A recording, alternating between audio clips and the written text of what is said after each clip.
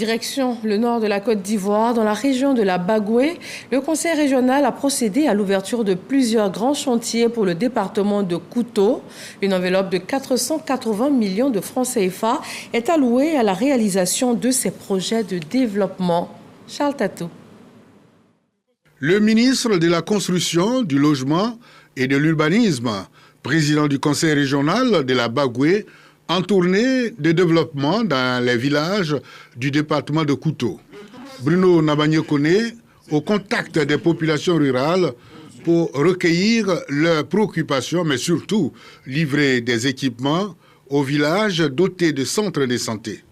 Des équipements obtenus grâce aux appuis des ONG en partenariat avec son conseil régional.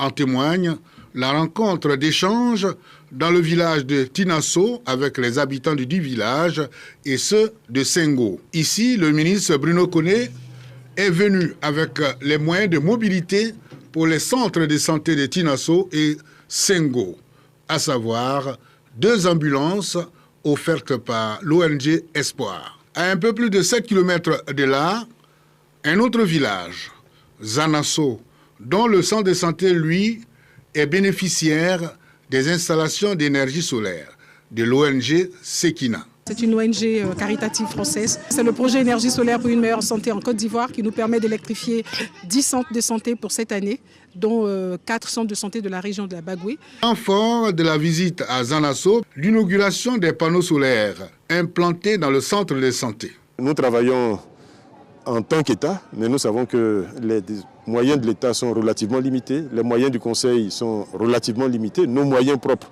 sont relativement limités. Et c'est pour cela que nous frappons à toutes les portes, en particulier celles des ONG qui peuvent aider nos populations, les besoins étant très nombreux dans notre région. Donc nous sommes très heureux que ces 2 ONG aient accepté de nous accompagner dans notre mission au service des populations de la Bagoué.